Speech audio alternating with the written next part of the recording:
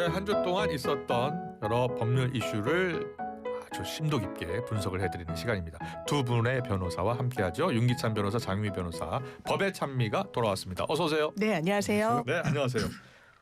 먼저 어제 나왔죠. 1심 명태균 씨, 김영선 전 의원 모두 무죄가 나왔습니다. 8천만 원을 주고받고 또 이게 공천거래 의혹 아니냐라고 해서 기소를 한 건데 검찰은 공천의 대가성 또 동거래로 의심을 했는데 법원의 판단은 다른 거예요. 완전히 달랐던 달랐습니다. 거예요. 어떻게 보셨어요? 정상적인 동거래라고 봤던 건데요. 네.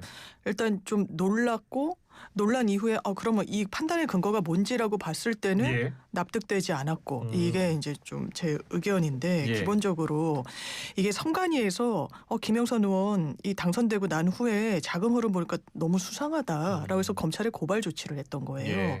그래서 돈을 받더니 세비, 그러니까 월급을 받았는데 그것을 명태균이라는 사람이랑 완전히 정확하게 반으로 갈라 가져가거든요. 심지어는 10원 단위까지 챙겼다라고 뭐 이런 이제 진술까지 나왔었어요. 이게 법원에서 인정한 대로 돈을 빌려서 갚는 거라거나 예. 아니면 뭐 내지는 급여 형식이었다면 이런 상황이 맞지 않거든요. 누가 예. 10원까지 가르고 이렇게 하겠습니까? 그런 부분과 관련해서 법원에서는 이거 급여였다. 이게 명태균 씨 주장이었거든요. 그래서 김영선 의원의 지역 총괄본부장 역할을 해가지고 돈을 줄 필요가 있었기 때문에 거기에 대한 대가 관계를 준 거다. 그러면 급여라는 건 정상급여라면 처리를 해야 되는 거예요. 급여 처리를. 그런 내역은 없는데 예. 대단히 쉽게 인정한 거 아닌가. 또 하나는 대여금이란 취지로도 인정했어요. 채무를 독촉받고 그랬기 때문에. 그러면 명태균이 김영선 이 의원에게 돈을 빌려준 흔적은 있어서 이런 판단을 했는데 그런 건 안 보이거든요. 예. 그래서 여러모로 이상하고 나아가서 김영선 공천에 명태균 씨가 영향력을 끼친 것 같지만 이게 공당의 절차로서 다수결로 여성 할당도 있고 여성 우대도 있는 상황 속에서 낙점이 됐기 때문에 문제없다. 이런 논리대로라면 지금 김경시 의원도 공천은 정당했던 겁니다. 윤기찬 변호사님은 어떻게 보신 거예요? 글쎄요, 저도 뭐 이런 결과 나올 거라는 예상을 못했는데 예. 어쨌든 법원의 논리는 그래요. 그러니까 명태균 씨가 이제 김영선 씨로부터 돈을 받게 된 그 구간이 두 군데로 나뉘는데 첫 번째 구간은 이제 그 급여다 말씀 주신 대로 총괄본부장 등을 해서 일을 했고 그다음에 두 번째가 이제 차용금 변제다. 선거 때 들어간 본인의 돈을 돌려받은 거다. 그래서 이제 김영선 의원과 명태균 씨 사이에 주고받은 내용 등을 보면 대가 관계라고 볼 만한 대화 내용이 없고 뭐 돈 갚아라 뭐 급여 뭐가 필요하다 이런 식의 대화 내용만 있다라고 이제 법원이 봤어요. 예. 그리고 또 명태균 씨 조금 더 그 이례적인 것은 명태균 씨와 김영선 씨 등이 아마 공천 희망자로부터 2억 4천만 원을 받잖아요. 그거는 저도 좀 의아한데 네. 어쨌든 그 부분은 이제 그 미래 무슨 연구소인가요? 거기 네. 소장이 받았기 때문에 이 두 사람이 받은 건 아니고 그 소장이 아마 뭐 차용증도 쓰고 그다음 운영비가 필요하다 이렇게 했나 보죠. 그래서 그런 대화 내용 등이 있다. 그래서 뭐 그 이후에 공천 관련돼서 나눈 대화 내용은 없기 때문에 상당히 의심을 했지만 예. 증거 관계를 놓고 볼 땐 무죄를 할 수밖에 없다 이런 취지 같아요. 어떻게 본 거예요? 결과적으로는 김영선 전 의원이 공천을 받았잖아요. 그리고 국회의원이 됐고요. 그리고 세비를 반반씩 나눴잖아요. 그 금액이 한 8,700만 원 되는 거 아니에요? 근데 이제 그런 사실관계만 나열해 놓으면 다 인과관계 인정되죠. 그걸 어떻게 본 거예요, 법원은? 그러니까 그 공천을 위해서 명태균 씨가 노력한 건 맞는데 예. 그것 때문에 공천이 반드시 됐다고 보기 어렵다예요. 아. 왜냐하면 예를 들면 공천 시스템이 이제 뭐 토론과 그 다수결 이런 걸 통해서 됐기 때문에 네. 명태균 씨가 여기저기 부탁해서 공천됐다는 게 그것 때문에 공천됐다고 인정할 만하기는 부족하다라고 본 거고. 예. 그러니까 예를 들면 명태균 씨가 뭐 윤 전 대통령이나 뭐 김건희 여사나 그다음에 뭐 윤상현, 이준석 등과 뭐 여러 가지 소통을 했다. 이건 뭐 다 드러나 있는 거고요. 공관위의 결정으로 공천을 받은 것이다라고 본 것이에요. 공관위는 합의제 결정이기 때문에 거기서 예. 토론도 있고 투표까지 했다. 이런 내용들이 반영됐던 걸로 보이고요. 그래서 지금 나중에 세비를 나눈 것에 대해서는 공천 거래로 보지 않은 거예요. 네, 그렇습니다. 그런데 이 맥락이 있었잖아요. 이게 어떻게 보면 흐름이 있었던 거예요. 예. 명태균 씨는 엄청나게 김영선이라고 왜냐하면 이른바 친윤 무슨 윤한 의원이나 뭐 권성동 의원도 반대했다라고 막 보도 나왔었거든요. 네. 김영선 의원은 누구 표현에 따르면 단 하루도 그 해당 창원 지역구에 살지 않았던 의원이라는 거예요. 본인의 지역군 따로 있었고 고향도 따로 있었는데 너무 어색한데 이 부분이 뭐 민주당에서도 지금 논란이 되는 이 공천 절차와 관련해서 뭐 강선우 의원이 계속해서 강권했었다라는 진술이 나오잖아요. 김경을 해줘야 된다. 그래도 어쨌든 절차는 다 거친 거예요. 이 정치 영역에서 윤상현 의원이 그 당시에 공관위원장 아니었습니까? 이 재보궐 선거에. 네. 그리고 육성이 나왔어요.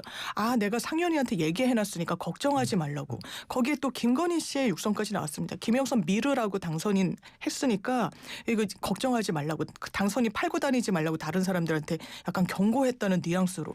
이 맥락은 전혀 판단의 근거로 삼지 않았다고 보여지고요. 예.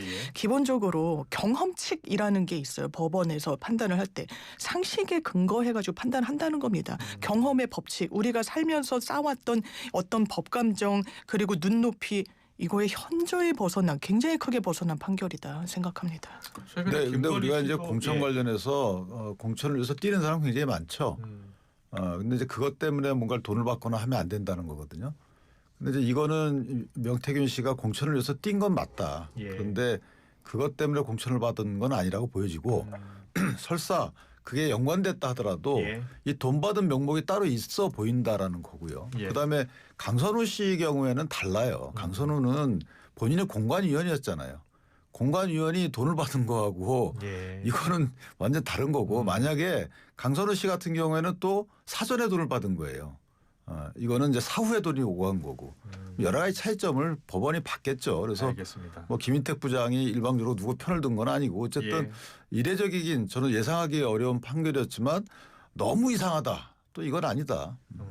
이번 1심 결과가 다음 재판에도 영향을 미칠 수 있잖아요. 예를 들어서 김건희 씨도 최근에 명태균 씨 관련 의혹 무죄를 받았잖아요. 네. 그리고 명태균 씨도 어제 무죄를 받았고요. 네. 그래서 오세훈 시장 재판에도 영향을 미칠 것 같고 윤 전 대통령 관련 재판에도 영향을 미칠 것 같아요. 어떻게 보세요? 그럴 수 있죠. 왜냐하면 쟁점이 겹치는 부분이 쟁점이 분명히 겹치는 부분이 있어서. 있거든요. 예. 이를테면 오세훈 시장 같은 경우에도 명태균 씨가 계속해서 내가 여론조사를 막 갖다 줬다. 이래서 이제 수사 결과 그걸 이제 뭐 카카오톡이나 이런 이제 그러니까 좀 유선상 줬는데 무선상 줬는데 그걸 열어보고 다운로드까지 받았다. 뭐 이런 보도도 있고 했어요. 그러면 이걸 최소한 인지하고 받아본 건 아니냐라고 했을 때 지금 김건희 씨에 대해서 무죄 판단을 한 그 우인성 네. 재판부 같은 경우에는 이게 전속적으로 윤석열, 김건희 피고인 부부에게 귀속하지 않았다. 이걸로 이제 면죄부를 예. 줬거든요.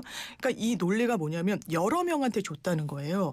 근데 이게 완전 불특정 다수한테 준 게 아니라 뭐 김종인 위원장, 그 당시 이준석 대표 뭐 이런 식으로 아름아름 줬다는 거거든요. 예. 그러면서 그 사람들이 받은 것도 받았기 때문에 전속적으로 혼자만 이익을 가진 게 아니라서 무죄?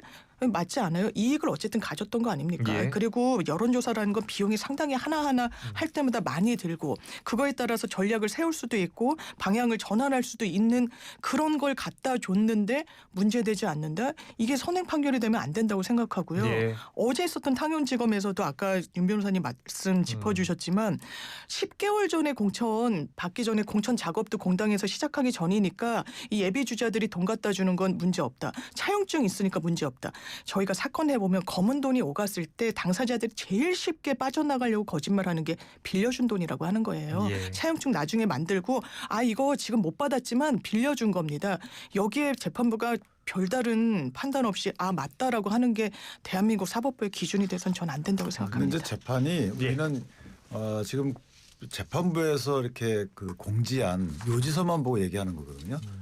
판결문 내지 재판정에서 다 들어보면 예. 또 달리 판단할 수 있는 거예요. 그런데 그래. 이게 증거 판단이라는 게 그냥 뭐 만연히 차용증을 믿었다 이렇게 하지 않아요. 예. 거기에 부합하는 반대되는 증거가 뭐고 그 차용증에 부합하는 증거를 다 뽑아낸 뒤에 그다음에 재판부가 판단하는 거라서 예. 저희가 사실은 이제 이렇게 평가하는 게 어찌 보면 재판부 입장에서 억울할 수도 있어요. 판결문이 언제쯤 나오죠? 판결 요지만 나온 거죠. 요지만 나왔고요. 판결문은 언제 나와요 보통? 아마 보통은요 어제 선고가 있었는데 예. 당사자가 발급받는데도 하루 이틀은 걸리거든요. 그래요? 그래서 정문을 보기에는 좀 시간은 걸릴 것 같습니다. 알겠습니다. 계속해서 강선우, 김경 시의원 강선우 의원 관련 이야기 해볼게요. 경찰이 구속영장을 신청한 거죠. 네. 예. 혐의가 어떻게 돼요? 일단 배임 수증죄로 배임 수증죄. 예. 수재죄와 증죄죄. 그러니까 뇌물죄로는 뇌물죄가 빠졌다고 하더라고요. 예, 이게 아마 이제 경찰 설명을 들어보니까요. 네. 돈을 받고 이 대가로 준 행위가 이 당무와 관련한 공천 작업이었는데 뇌물죄는 공무원이 공무와 관련된 이 대가 관계 청탁을 받고 이 뒤를 봐줬을 때 성립하는 범죄다 보니까 예. 당무는 또 이 공직계 업무와는 별도로 분리되고 법적으로는 바로 당무를 공무로 보기는 어려워서 뇌물죄로는 지금 단계에선 보지 않는다. 아마 이제 영장 신청 단계에서 영장 실질에 이제 죄명 갖고 다툼이 있거나 하면은 이게 기각되는 부분도 염두에 둔 것 같고요. 또 법리적으로는 공무 당무가 또 분리되고 이제 분별이 되는 개념이다 예. 보니까 이렇게 판단한 것 같습니다. 그래요. 이거는 공무가 아니라 당무로 보고 일단은 영장을 신청했다라는 게 경찰의 설명이에요. 수색할 때는 이제 뇌물도 넣었어요. 압수수색 영장에는. 그래서 저는 개인적으로 뇌물죄는 성립하지 않는다고 봐왔고, 예. 이제 그 경찰이 아마 판례 분석을 잘 안 하고 법리 적용해서 영장을 쳤던 것 같고요. 이게 이제 우리 그 국민들 정서에는 뇌물 같죠. 예. 뇌물이죠. 사실 예. 따지고 보면 예. 엄격히 법리상 뇌물은 공무원의 직무에 관련돼서 뇌물을 준 경우예요. 수수 요구 약속. 그런데 이제 이걸 공무원의 직무, 물론 국회의원의 직위를 갖고 있지만 공천관리위원이라고 하는 것은 정당의 공직자 후보 추천을 정하는 거기 때문에 정당인 노릇의 업무예요. 그러니까 국회의원으로서 업무가 발현된 게 아니고 예. 그러다 보니까 이거는 그냥 그 뭐 공직자의 업무로 보기 어렵다. 뭐 전 이게 맞다고 보고 예. 다만 이제 업무방해도 하나 넣었어야 된다는 생각을 해요. 공천관리위원회의 업무를 방해한 부분, 유기에 의한 예. 이 부분 하나 있는 거고, 그다음에 이제 배임 수증죄는 판례들이 적용해왔던 거예요. 공천관리위원회의 이 타인의 업무를 수행하면서 이제 부정한 청탁을 받고 돈 받은 경우이기 때문에 배임 수증죄. 예. 뇌물죄는 향후 이제 김경 씨가 만약에 본인 회사 관련돼서 강선호 씨에게 뭔가 부탁을 하거나 이랬다. 그럼 이제 그게 뇌물죄로 연결될 수 있는 여진이 있죠. 그 부분은 이제 경찰의 수사 의지라고 좀 보고. 예. 그다음에 공직선거법상 그 후보자 추천 업무 관련해서 금품 수수 이 부분도 원래 적용돼야 되는데 경찰 설명은 공소시효가 지났다. 근데 공소시효에 대해서는 판단 여지가 있는 거거든요. 그 경찰 관계자는 6개월로 봤어요. 선거 종료일로부터 6개월. 일반적인 공소시효. 네. 근데 저는 조금 거기에 이제 생각이 달라서 예. 그 부분은 향후에 추가될 여지도 없지 않아 있다. 이게 향후에 추가될 네. 구속영장 그 신청과 상관없이. 네, 그렇습니다. 왜냐하면 이제 영장을 신청한다는 건 구속 수사의 필요성을 법원을 설득한다는 거기 때문에 지금은 A 혐의만 보더라도 좀 연결지어가지고 B, C 그리고 적용 법제가 바뀔 수도 있고 예. 뭐 이런 여지는 충분히 열려 있는 상황이긴 합니다. 그래요. 예. 강선호 의원 같은 경우에는 국회의원이고 지금 회기 중이어서 불체포 특권 가지고 있잖아요. 있죠. 제가 찾아보진 못했는데 예. 예전에 그 불체포 특권 국회는 특권을 포기해야 된다라고 얘기하셨는지 모르겠지만 그래요. 예.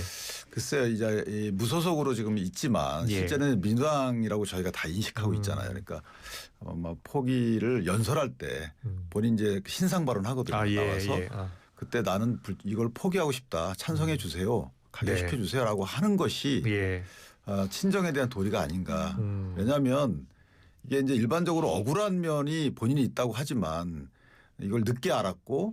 뭐 돌려주려고 했는데 계속 김경 씨가 도망 다녔다라는 건데 이게 아까 경험칙 얘기하셨지만 경험칙상 도저히 이해가 안 되는 부분이 있죠. 예. 그렇게 가기보다는 그냥 내가 좀 실수했다. 이거 가결시켜 주세요. 이렇게 하는 게 오히려 법원 가서 영장 기각의 사유가 되지 않을까. 그래요. 생각을 해요. 어떻게 보세요? 김경식 의원 같은 경우에는 좀 적극적으로 본인이 입장도 네. 밝히고 자수서도 쓰고 그러지 않았나요? 예.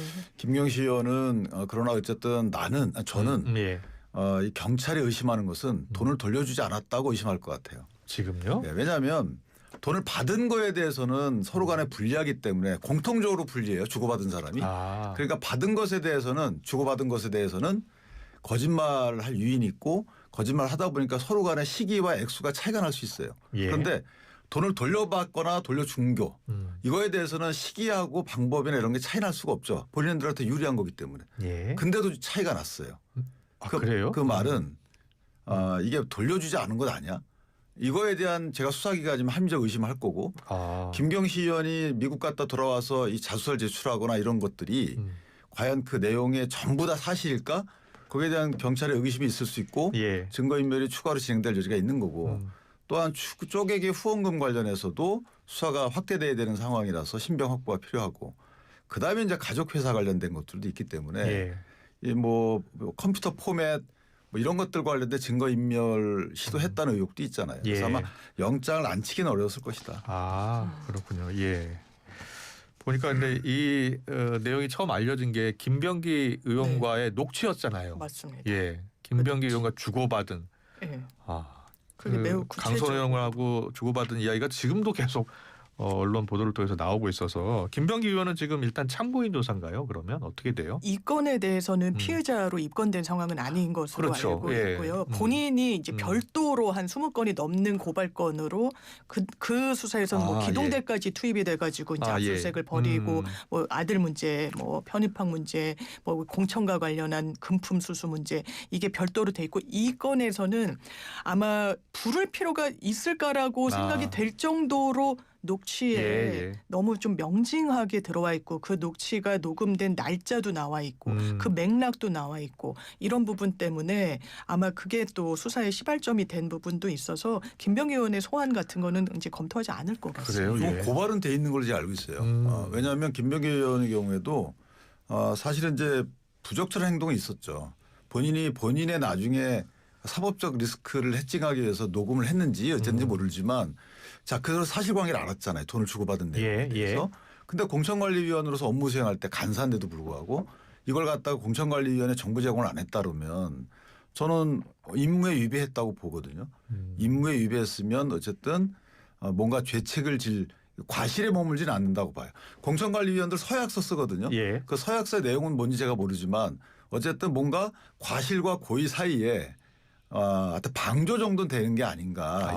이런 식의 이제 사법적 평가가 있을 수 있어서 예. 이 부분은 나중에 뭔가 또 수사는 받긴 받을 거예요.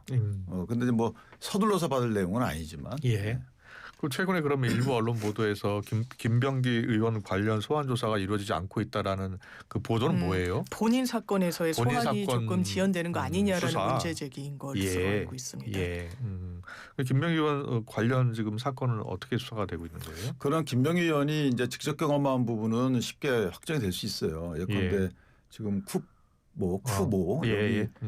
그 본인의 보좌관 출신이 취업한 거에 대해서 본인이 영향력 행사해서 자르게 했다. 이 부분은 이제 본인이 한 거고요. 네. 그다음에 뭐 호텔 등 관련해서 본인이 이런 부분 다 본인이 관련돼 있는데 주로 이제 공천원금 이런 부분은 본인이 직접 한 게 아니잖아요. 예. 본인의 배우자가 관련돼 있는 거라서 그 김병기 의원이 알았다는 점을 입증해야지만 불러서 물어볼 거거든요. 예. 그러니까 그렇게 착 빌드업 해가는 과정이 거의 다 된 것 같은데. 예, 알겠습니다. 위례 신도시 관련해서 1심에서 무죄가 나왔잖아요. 근데 검찰이 이번에도 항소를 포기한 것으로 가지고 여러 이야기가 나오고 있습니다. 대통령의 언급도 나왔고요. 먼저 어떻게 보고 계세요? 예. 이게 이제 위례 신도시 사업이 대장동의 이제 전조, 뭐 예. 쌍둥이 사건 뭐 이렇게 언론에서 지칭하기도 하는데 이 민간업자들이 좀 겹쳐가지고 뭐 남욱, 뭐 그래요. 정영학 이런 사람들이고 이번에 기소됐던 혐의의 가장 이제 핵심은 미리 이 지자체로부터 개발 정보를 빼내서 그것을 자기들의 이득으로 부당 이득으로 해서 그 금액이 40억 원이 넘는다라는 거였어요. 예. 근데 해당 재판부에서는 뭐 빼낸 게 뭐 비밀일 수는 있는데 이게 다 절차가 있고 단계가 여러 개가 있어서 이 먼저 사전에 득했다는 정보로 인해서 이렇게 많은 이득을 얻었다고 볼 근거가 없다라는 것이었고요. 예. 여기에 대해서 이제 민주당의 인식은 사실상 이제 경기도 지사였던 이재명 당시 지사를 겨냥한 수사였다. 굉장히 짜깁기 성격이 있었다라고 보고 있고 그 중에 하나가 이제 이재명 대통령이 직접 언급했던 윗 어르신 그 부분까지 이제 거론을 하면서 이 부분은 오히려 이제 국민의힘에서는 왜 항소를 하지 않았냐를 우린 특검하겠다라고 합니다만 민주당에서는 우리도 특검하겠다. 이 수사의 경위와 이 허위 수사에 대한 경위를 밝혀내겠다 이렇게 맞서고 있습니다. 그래요. 예. 윤기찬 의원께서는 어떻게 보세요? 일단 위례신도시 1심 무죄. 저는 이제 국민들 이게 뭐 진영의 논리를 뛰어넘으면 빼면은요. 예. 어쨌든 가진 자들과 가지려고 하는 자들끼리 결탁했다는 내용이잖아요. 그러니까 권한을 가진 자와 앞으로 돈을 벌겠다는 사람들이 부적절하게 결탁한 내용의 그런 혐의의 범죄예요. 예. 대장동 위례 다 그런 거예요. 백현동까지 마찬가지로. 근데 그 사업 구조가 거의 비슷합니다. 그래서 그러니까요. 위례에서 남욱 등의 이 대장동 일당이 예행 연습을 하고 대장동에 와서 완결을 했다라는 평을 받는데 지금 두 개 다 만약에 뭐 이해충돌법, 옛날 부패방지법 이거 무죄라는 거예요. 근데 예. 무죄가 석연치 않은 것이 사업권 취득은 문제가 있다. 남들은 모르는 정보를 너만 몰래 싹 빼서 그걸 알게 돼서 사업권을 취득했고 예. 근데 그 이후에는 또 인허가도 있어야 되고 아파트 분양도 있어야 되고 그러는데 분양 수익인 214억 원을 그것 때문이었다고 단정하기 어렵다. 누가 믿을까요? 대장동도 마찬가지입니다. 배임죄는 맞다. 근데 여기 또 배임죄도 안 넣었어요. 배임죄는 맞는데 이게 특경가법상에 뭐 50억 이상의 배임죄가 아니다. 뭐 이런 논리예요. 뇌물죄가 아닌 거는 뭐 제가 뭐 그런까지는 이해를 한다 하더라도 예. 대장동에서도 이게 부패방지법, 이해충돌법은 아니라고 봤어요. 똑같은 구조거든요. 근데 정진상 씨가 빼줬다는 거고 남욱 등이 빼갔다는 거예요. 이 위례신도시에서는. 예. 그다음에 인허가권자는 당시에 이제 시장 이재명 대통령이셨고 과연 이걸 누가 사업권을 왜 취득합니까? 사업권은 사업적 이익을 얻으려고 취득하는 거고 예. 해당 사업의 공모지침서부터 모든 걸 볼 때 이게 인허가까지 연결된다는 건 뻔한 흘러가는 절차인데 예. 이거를 글쎄요 뭐 모르겠습니다. 저는 국민들이 볼 때 예. 유무죄에 관련된 엄밀한 판단은 재판부가 알아서 하겠지만 저는 끊임없이 노력은 해야 되는 것 아닌가. 아. 자 무죄가 나올 수는 있어요. 그러나 예. 검찰로서는 이 거액척결 이런 부정부패의 괴리를 차단하는 측면에서 항소까지는 해야 되는 게 아니냐. 아. 그러니까 끝까지 노력하는 모습을 보여줘야지만 국민이 이 사법권의 잣대를 국민적 시점에서 하는구나. 그게 아니고 여기서 만약에 그냥 그만둬요. 그러면 오히려 검찰이 오해를 받지 않겠어요? 예. 그다음에 이재명 대통령 측이 오해받지 않겠습니까? 그러니까 이거는 만약에 가능성이 적다 하더라도 가는 것이 국민께 사법적 신뢰를 주는 방법이 아니었나 예. 개인적으로. 그래요. 근데 지난번 대장동 사건 항소 포기 때는 그 대검 지휘부가 그리고 많은 검사장들이 항의를 했었잖아요. 그 항의한 거 어떻게 됐습니까? 다 예. 좌천됐잖아요. 예. 그런데 이번에는 그런 반발이 없는 것 같아요. 아니 반발 어떻게 해요? 좌천되고 그만두고 했는데 반발할 사람 다 나갔고요. 예. 그다음 반발하면은 그럼 본보기를 보여줬는데 어떻게 합니까? 처자식이 있는데 먹이 예. 살려야죠. 그럼 저는 생각이 나요. 이게 번복 가능성을 보는 건데 예. 이제 대장동도 마찬가지. 이게 대장동 사건에서도 많은 부분이 무죄가 나왔었는데 네. 그것도 왜 그랬었냐면 이 검찰이 딱 기소해놓고 사실상 쌍둥이 사건으로 죄명만 바꿔가지고 네. 계속 부른 거예요. 이렇게 하지 말라는 거거든요. 그런 건 법이 허용하는 범위를 넘는 거예요. 피고인이 또 다른 수사로 검찰한테 이 본인을 항변해야 되는 상황 자체에서 취득한 증거는 다 불법이라고 본 거였거든요. 아. 이런 부분이 번복 가능성이 없는 부분이 있고 또 이번 사건도 인과관계를 법원이 본 거예요.